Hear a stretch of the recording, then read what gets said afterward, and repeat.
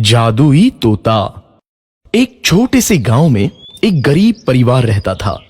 उस परिवार में रामू और उसकी बीवी सीता उसके बेटे चिंटू के साथ रहते थे। उसी गांव में एक तोता भी रहता था। उसका नाम था रघु। वो किस्मत का धनी था। जहां भी जाता वहां किसी भी चीज की कमी नहीं पड़ती थी। एक दिन रघु उड़ते उड़ते उस गरीब परिवार के घर गया। रघु सोचता है, अरे वाह, लगता है यहाँ आज बहुत अच्छा खाना मिलेगा। मैं पेट भर के खाऊंगा। वो एक कटोरी में रखे अमरूद देखता है। अरे वाह, अमरूद, मुझे तो ये बहुत पसंद है। मैं तो इसे पेट भर के खाऊंगा। रघु तोता अमरूद खाने ही लगता है। तभी सीता रघु को अमरूद खाते देखती है तो गुस्सा हो जाती है और उसे वहां से भगा देती है। भाग यहाँ से, न जाने कहां से आ जाते हैं। मैं तो परेशान हो गई हूं इनसे।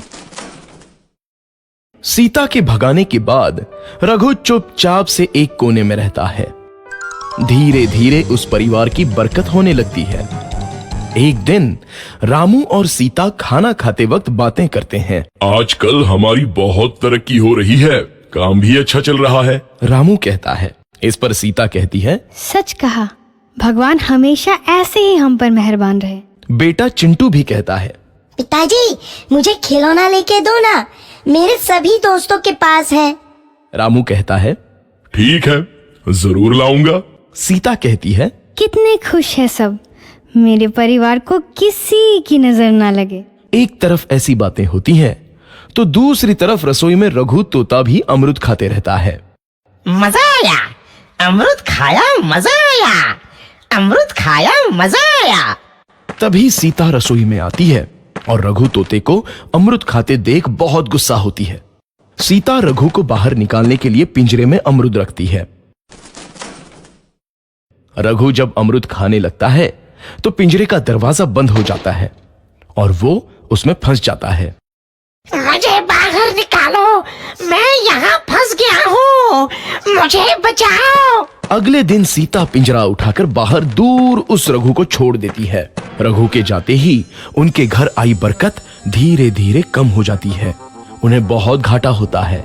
सीता कहती है, ये क्या हो रहा है, अचानक इतना कैसे बदल गया? अभी तक तो सब कुछ अच्छा चल रहा था। रामू कहता है, लगता है भगवान हम पर रूठ गए हैं। चिंटू भी कहता है, लगता है अब मुझे खिलौने भी नहीं मिलेंगे। और वो रोने लगता है और बाहर चला जाता है। कुछ दिन बाद रघु तोता फिर से उस घर में आता है। वापस आया, मैं वापस आया, अब मैं जमकर अमरूद खाऊंगा। रघु सीधा रसोई घर में चला जाता है और अमरूद खाने लगता है। कुछ देर बाद सीता रसोई में आती है और रघु को देख कहती है, एक तो घर में पहले से इतनी दिक्कत चल रही है और ऊपर से ये तोता मुझे और परेशान कर रहा है। सीता रघु को वहां से भगा देती है। रघु उड़कर किसी कोने में छुप जाता है। कुछ दिन बाद धीरे धीरे उस घर की बरकत वापस आने लगती है। काम भी अच्छे से चलने लगता है। एक रात जब रघु तोता अमरूद खाने जाता है तो पिंजरे में फंस जाता है। ये लोग आखिर चाहते क्या हैं? एक तोते को शांति से अमरूद खाने क्यों नहीं देते? मैं कौन सा चोरी कर रहा हूँ? बस अमरूद ही तो खा रहा हूँ। तभी रामू वहां आता है और पिंजरे में रघु तोते को देख उसे बाहर छोड़ देता है। ये तोता भी कितना जिद्दी है, बार बार वापस आ जाता है। जैसे ही रामू रघु को छोड़ देता है, अगले दिन से फिर से उनके घर की बरकत जाने लगती है। काम में घाटा होता है।